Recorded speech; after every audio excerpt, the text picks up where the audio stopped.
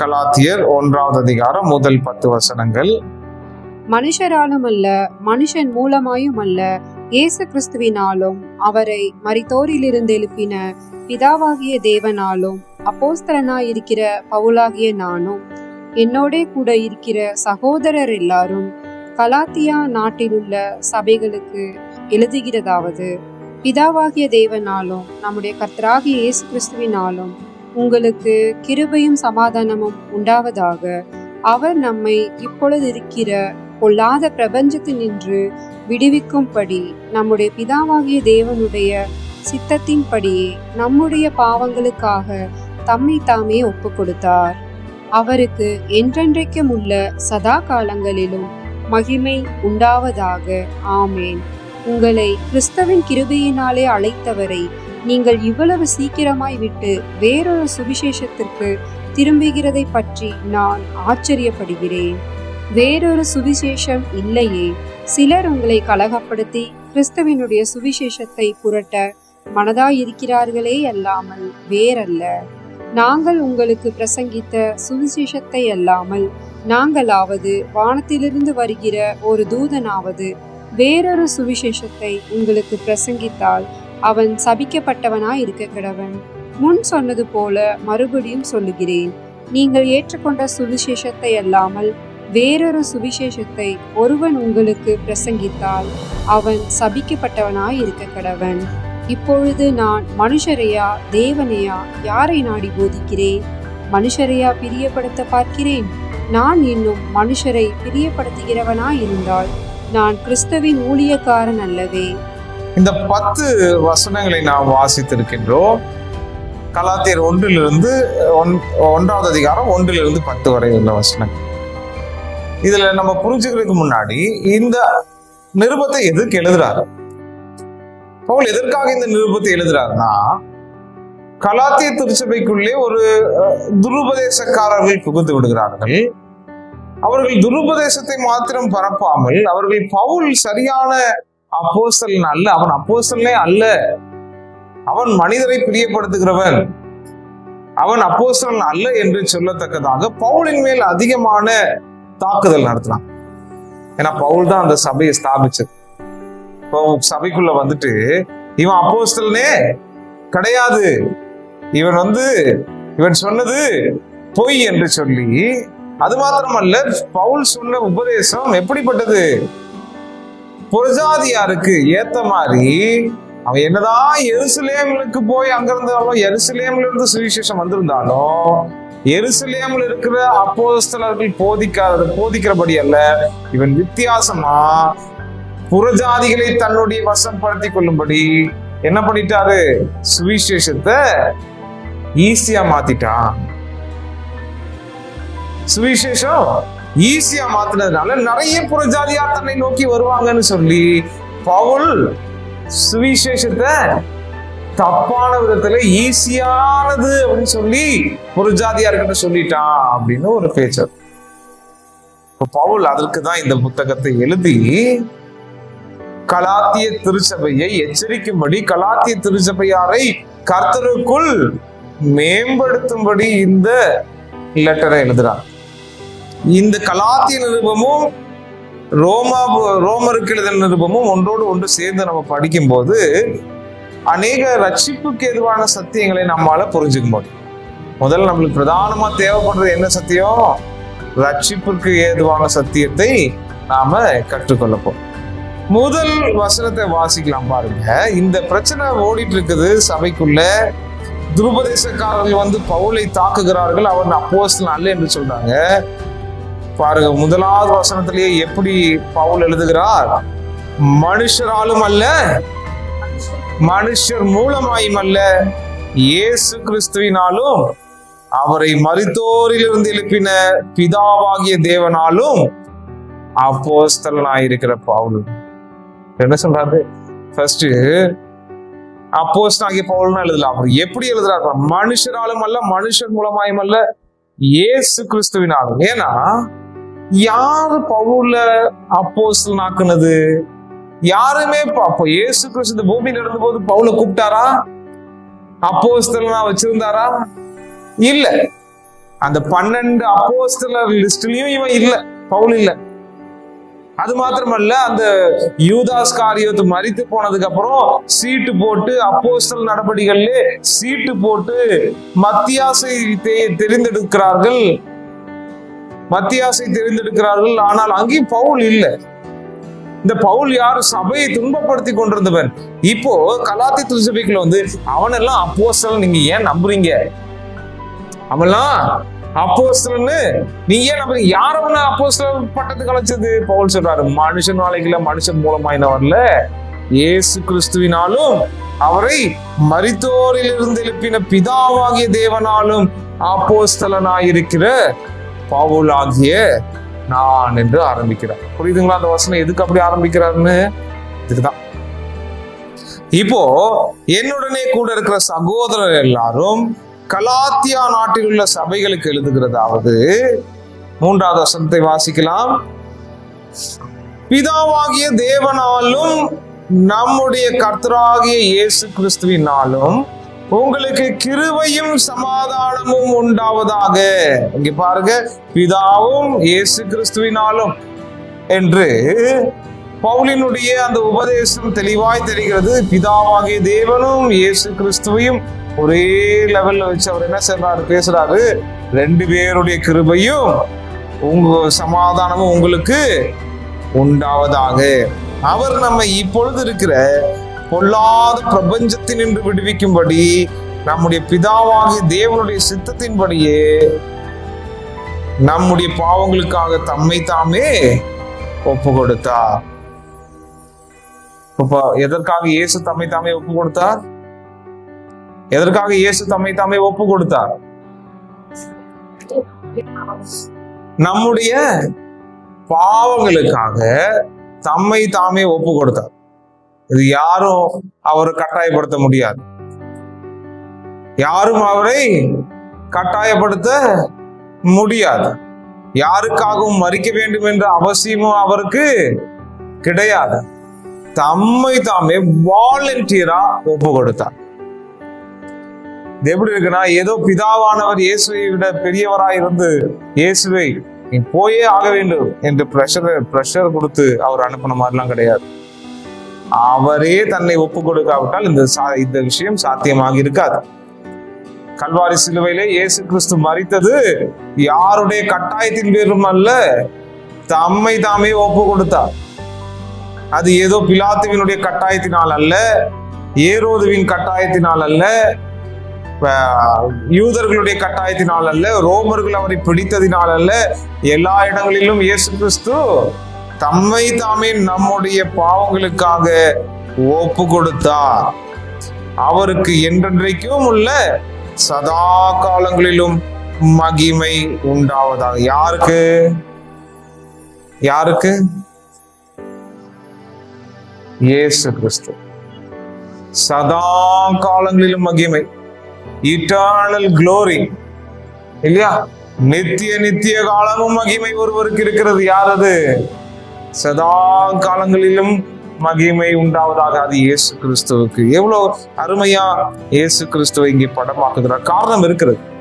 ஏனென்றால் அந்த சபைக்குள்ளே இருந்த துருபதேசம் என்னவென்று சொன்னால், நீங்கள் இயேசுவை விசுவாசிப்பதினால் அல்ல, நியாய பிரமாணத்தை நிறைவேற்றினால. இயேசுவை விசுவாசிங்க, அதோடு கூட நியாய பிரமாணத்தையும் நிறைவேற்றுங்க, அப்பதான் ரட்சிப்புன்னு சொல்றான். அதனால்தான் இப்போ இயேசு கிறிஸ்துவை பற்றி இவ்வளவு ஆழமாக பவுல் பேசி கொண்டிருக்கிறார். இந்த இடத்துல வாசிக்கலாம் பாருங்க, 6வது வசனம். இங்க பாருங்க, உங்களை கிறிஸ்துவின் கிருபையினாலே அழைத்தவரை. இங்கே கிரேக்க மொழியில் எப்படின்னா, அதாவது கிறிஸ்துவின் கிருபையினாலே உங்களை அழைத்தவர் என்று சொல்லும் போது தேவன் அப்போஸ்தலரை பயன்படுத்தி உங்களை அழைத்தார் என்பதுதான்.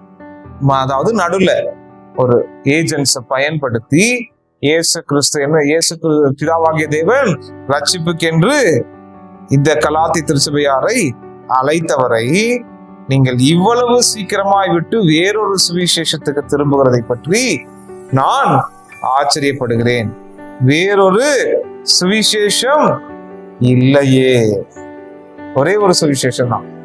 ஆனா இந்த கலாத்திய திருச்சபைக்குள்ள வந்தவர்கள் நாங்கள் வேறொரு சுவிசேஷம் சொல்றேன்னு சொல்றான். வேறொரு சுவிசேஷம் இல்லை, ஒரே ஒரு சுவிசேஷம் தான் இல்லையா? இப்போ சிலர் உங்களை கலகப்படுத்தி கிறிஸ்துவின் சுவிசேஷத்தை புரட்ட மனதா இருக்கிறார்களே அல்லாமல். கிறிஸ்துவின் சுவிசேஷம்னா என்ன? கிறிஸ்துவினுடைய சுவிசேஷம், கிறிஸ்துவினுடைய சுவிசேஷம் என்றால் கிறிஸ்துவை பற்றிய சுவிசேஷம், கிறிஸ்துவை பற்றிய சுவிசேஷம் என்றால் கிறிஸ்துவை பற்றியது, கிறிஸ்துவை பற்றியது, கிறிஸ்துவ என்கின்ற நபரை பற்றியது, அவர் செய்த கிரியைகளை பற்றியது, அவர் செஞ்ச வேலை. கிறிஸ்துவை பற்றியதுதான் சுவிசேஷம் ஒழிய நம்முடைய கிரியைகளை பற்றியது அல்ல. ஏன்னா இந்த கலாத்திய திருச்சபைக்குள்ள வந்த ஜனங்க என்ன பண்றாங்க? உங்களுடைய கிரியைகள் ரொம்ப முக்கியம், உங்களுடைய கிரியைகளினாலே நீங்கள் ரட்சிக்கப்படுவீங்க, அது உங்களை பற்றிய சுவிசேஷம். ஆனா கிறிஸ்துவை பற்றிய சுவிசேஷம் என்னன்னா கிறிஸ்துவின் கிரியைகளினாலே ரட்சிக்கப்படுதல். கிறிஸ்து சிலுவையிலே செய்து முடித்த அவருடைய கிரியைகளின் மூலம் ரட்சிப்பு. அதனால நீ பாருங்க, தெளிவா புரிஞ்சுக்கோங்க. நம்மை பற்றிய சுவிசேஷம் என்றால் என்ன தெரியுங்களா? வேறொரு சுவிசேஷம். அது என்ன? நம்முடைய கிரியைகளை பற்றி. நாம் இதெல்லாம் செஞ்சு ரட்சிக்கப்படுறோம், சாத்தியம் இருக்குதா? கிறிஸ்துவை பற்றிய சுவிசேஷம் என்னன்னா கிறிஸ்து எதையெல்லாம் செய்தாரோ அதனாலே நாம் ரட்சிக்கப்படுதல். கிறிஸ்து எதையெல்லாம் செய்தார்? நம்முடைய ரட்சிப்புக்காக எதையெல்லாம் செய்தார்? இந்த பூமியில வாழ்ந்தார் இல்லையா? இந்த பூமியில பிறந்தார், வாழ்ந்தார், ஊழியம் செய்து அடிக்கப்பட்டார் இல்லையா? இயேசு கிறிஸ்துவினுடைய பாடுகள் எப்பொழுது ஆரம்பிக்கிறது? இயேசு கிறிஸ்துவினுடைய பாடுகள் அவர் பிறந்ததுல இருந்தே ஆரம்பிக்கிறது. இயேசு கிறிஸ்து எத்தனை, இப்ப நம்ம பாடுகளின் வாரம் பார்க்கிறோம், ஒரு வாரம் பாடுகள் இல்லையா? அந்த பாடுகளின் வழியே சென்றது. அதிலே இயேசு கிறிஸ்து அடிக்கப்படுவதற்கு முன்பதாக இந்த குட் ஃப்ரைடேல அடிக்கப்படுகிறார், அதுக்கு முன்பதாக ரொம்ப பாடுகள். ஆனா இயேசு கிறிஸ்துவினுடைய பாடுகள் எப்பொழுது ஆரம்பிக்கிறது என்று சொன்னால் அவர் பிறந்த போதே ஆரம்பிக்கிறது. அவர் இந்த தேவாதி தேவனாகிய இயேசு கிறிஸ்து, திருத்துவத்தில் 2ஆம் நபராகிய இயேசு கிறிஸ்து இந்த பூமியிலே பாவிகள் மத்தியிலே மனுஷ ரூபம் எடுத்து பிறந்தது மிகப்பெரிய பாடு இல்லையா? அங்கேயே இயேசு கிறிஸ்துவினுடைய பாடுகள் கொஞ்சம் கொஞ்சம். அது மாத்திரமல்ல, அவங்க அம்மா அப்பா சொல்றதை கேட்டு நடப்பது பெரிய பாடு இல்லையா? ஏன் பாடு என்று சொல்லுகிறோம்? அவர்கள் இவருடைய சிருஷ்டிகள், இவரால் சிருஷ்டிக்கப்பட்ட யோசேப்பும் மரியாளும் சொல்வதை கேட்டு அவர் அதிலே வளருகிறார், மனுஷ ஞானத்திலே வளருகிறார், மனுஷ தயவிலே வளருகிறார். ஒரு குழந்தை எப்படி வளருகிறதோ அப்படியே அந்தந்த ஒவ்வொன்றாய் அவர் வளருகிறார். எவ்வளவு பாடுகள், வளர்ந்து பாடுகள். அடிக்கப்பட்டார், நொறுக்கப்பட்டார், அவர் மரணித்தார், உயிரோடு எழுந்தார். இதெல்லாம் அவர் செஞ்சார் பாருங்க. இதுதான் கிறிஸ்துவை பற்றிய சுவிசேஷம். வேறொரு சுவிசேஷம் என்னன்னா நம்மை பற்றிய சுவிசேஷம். அது என்னது? நாம என்னென்ன செய்யறது பரலோகம் போறதுக்கு? நாம பரலோகம் போறதுக்கு அதிகமா ஜெபம் பண்ணி பரலோகம் போயிடலாம், இல்லாட்டி ஏதாவது ஒரு சர்ச்சுக்கு போய் சேர்ந்துட்டோம்னா பரலோகம் போயிடலாம், இல்ல நம்ம கிரியைகளை கூட்டி கூட்டி கூட்டி வளர்ந்து கிரியைகளை செய்து செய்து செய்து நம்முடைய கிரியை முக்கியம் இல்லையா? நம்முடைய கிரியைகள் ரொம்ப முக்கியம் இல்லையா? நம்ம எதையாவது செஞ்சுதானே பரலோகம் போகணும். பரலோகம் பலவந்தம் பண்ணப்படுது நம்ம செய்யற கிரியைகளினாலே. அது நம்மை பற்றிய சுவிசேஷம், வேறொரு சுவிசேஷம். இந்த கலாத்திய திருச்சபைகளும் அந்த சுவிசேஷம் தான் வருது. என்ன அப்படின்னா, நீங்க நியாயப்பிரமாணத்தின் கிரியைகளின்படி நடந்தால் நீங்கள் ரட்சிக்கப்படுறீங்க, இயேசு கிறிஸ்துவை விசுவாசிப்பதினால் அல்ல என்று சொல்லுவார். அதனாலதான் பவுல் இங்க தெளிவா சொல்றாரு, என்னது? கிறிஸ்துவினுடைய சுவிசேஷத்தை புரட்ட மனதா இருக்கிறார்களே அல்லாமல் வேறல்ல. நாங்கள் உங்களுக்கு பிரசங்கித்த சுவிசேஷத்தை அல்லாமல் நாங்களாவது வானத்தில் இருந்து வருகிற ஒரு தூதனாவது வேறொரு சுவிசேஷத்தை உங்களுக்கு பிரசங்கித்தால் அவன் சபிக்கப்பட்டவனாயிருக்க கடவுள். நாங்கள் அப்படிங்கும் போது யாரெல்லாம் இது? வாசிங்க அந்த வசனத்தை, 8வது வசனம் வாசிங்க. நாங்கள் உங்களுக்கு பிரசங்கித்த சுவிசேஷத்தை அல்லாமல் நாங்களாவது வானத்திலிருந்து வருகிற ஒரு தூதனாவது. நாங்களாவது யாரு? நாங்களாவது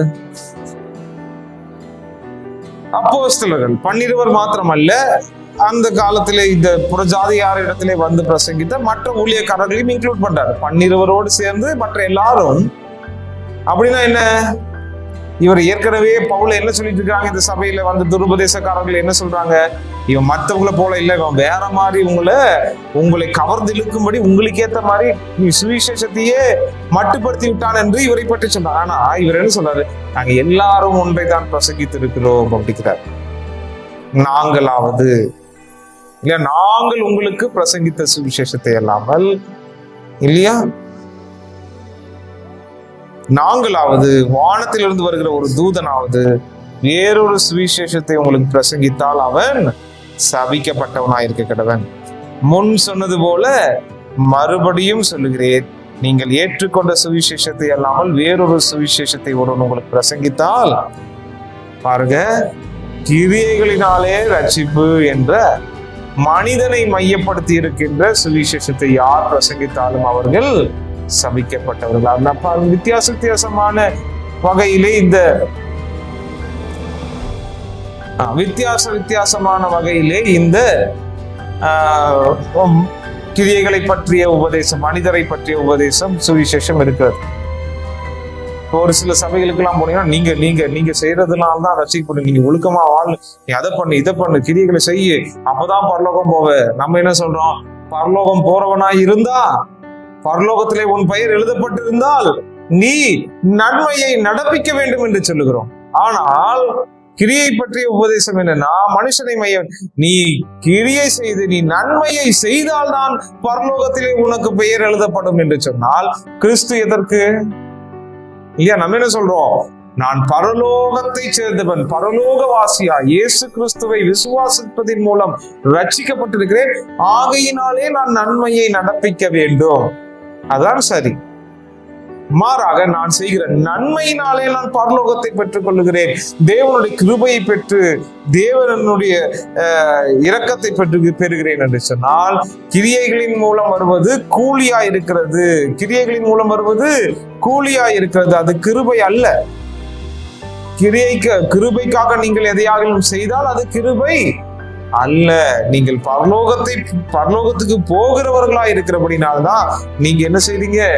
நீங்களும் நானும் நன்மையை நடப்பிக்க வேண்டும், உண்மையாய் வாழ வேண்டும், பரிசுத்தமாய் வாழ வேண்டும், தேவனுக்கு பயந்து வாழ வேண்டும், ஜெபிக்க வேண்டும், வேதத்தை வாசிக்க வேண்டும், கர்த்தருடைய சபைக்கு நாம் முக்கியத்துவம் கொடுக்க வேண்டும், பரிசுத்தவான்கள் சபையிலே சேர்ந்து தேவனை ஆராதிக்க வேண்டும்.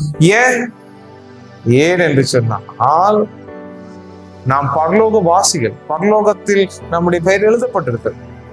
நான் பரலோகம் போறவனா இருக்கிறதுனால தான் நான் நன்மை செய்யறேனே ஒழிய பரலோகம் போகிறதுக்காக நான் நன்மை செய்ய இல்லை. பாருங்க, ஆகினாலே அதற்கு மாறாக ஒரு சிலர் சொல்லுவாங்க 1,44,000 பேர் மாத்திரம், ஏன்னா அவங்க தான் பெர்ஃபெக்ட். வேற கேட்டகரி, ஹெட் கேட்டகரி. ஏன் பெர்ஃபெக்ட்? அவங்க ஏன் பெர்ஃபெக்ட்? அவங்க ஏன்னா அவங்க ரொம்ப நீதியா வாழ்ந்தாங்க. அது மனுஷனை பற்றிய உபதேசம்.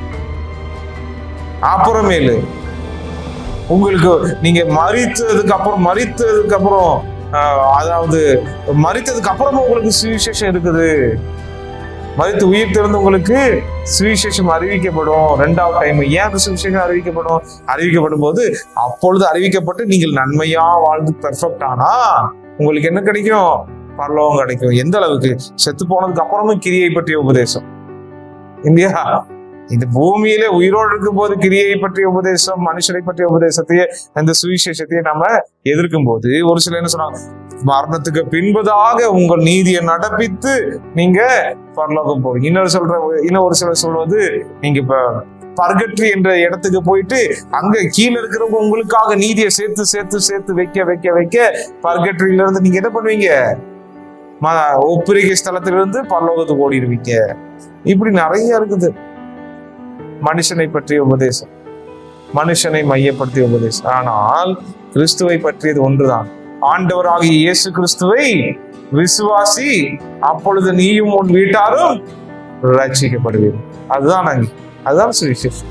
விசுவாசத்தினாலே ரட்சிக்கிறோம். இப்ப பாருங்க, 10வது வசனத்தை வாசிக்கலாம். நல்லா கவனிங்க. நாங்கள் உங்களுக்கு பிரசங்கித்த சுவிசேஷம் கிறிஸ்துவை பற்றியதா இருக்க இப்பொழுது நான் உங்களிடத்துல கேட்கின்றேன் கலாத்தியரே, நான் மனுஷரையா தேவனையா யாரை நாடி போதிக்கிறேன்? ஏன்னா இவர் மேல ஒரு அக்யூசேஷன் என்ன அப்படின்னா, இவரு புறஜாதியார நல்ல தன் பையன் இழுப்பதற்கு யூத பிரமாணத்தின்படியே நீங்க நடக்க வேண்டாம் அப்படின்னு சொல்லி சுவிசேஷத்தை டைல்யூட் பண்ணிட்டாரு. சுவிசேஷத்தை ஈஸியா மாத்தி உங்களை எல்லாம் நம்ப வச்சுட்டான் இந்த பவுல். உங்களை பிரியப்படுத்த தான் பாக்குறானே ஒழிய அவன் தேவனை பிரியப்படுத்துகிறவன் அல்ல என்று சொல்லுகிறார். அதனால பவுல் இதை சொல்லிட்டு எப்படி சொல்றாரு பாருங்க, மனுஷரையா தேவனையா யாரை நாடி போதிக்கிறேன்? மனுஷரை பிரியப்படுத்த பார்க்கிறேன், மனுஷரையா பிரியப்படுத்த பார்க்கிறேன். நான் இன்னும் மனுஷரை பிரியப்படுத்துகிறவனாயிருந்தால் நான் கிறிஸ்துவின் ஊழியக்காரன் அல்லவே. புறஜாதியாராகிய ஜனங்களை நான் நயவஞ்சகமாய் பிடித்து நான் கூட்டத்தை சேர்க்கும்படிக்கு அவர்களிடத்துல சுவிசேஷத்தை ரொம்ப மட்டுப்படுத்தி சுவிசேஷத்தை அவங்களுக்கு ஏத்த மாதிரி திருப்பி, நீங்க எதையுமே செய்ய வேண்டாம், விசுவாசா போதும் சொல்லி பவுல் உங்களை ஏமாத்திட்டான். உங்களை பிரியப்படுத்தி கூட்டம் சேர்த்து அவன் ஒரு அப்போஸ்தலனாய் தன்னை காண்பித்துக் கொண்டிருக்கிறான். பவுல் சொல்லுகிறார், இன்னும் மனுஷரை பிரியப்படுத்துகிறவனாய் இருந்தால் நான் கிறிஸ்துவின் ஊழியக்காரன் அல்லவே. ஆகவே இந்த 10 வசனங்களிலே தன்னுடைய தன்னை முன்னிறுத்தி அவர் எப்படிப்பட்டவராய் எந்த சுவிசேஷத்தை பிரசங்கிக்கிறார், இந்த கலாத்தியர் எப்படிப்பட்ட வஞ்சகத்திலே மாட்டிக்கொண்டார்கள், மனிதரை பற்றிய சுவிசேஷத்தில் மாட்டிக்கொண்டார்கள், கிறிஸ்துவை பற்றிய சுவிசேஷத்தை அவர்கள் விட்டு விட்டார்கள் என்பதாக சொல்லுகிறார். நான் இன்னும் மனுஷரை பிரியப்படுத்துகிறவனாயிருந்தால் நான் கிறிஸ்துவின் ஊழியக்காரன் அல்லவே என்று சொல்லுகிறேன்.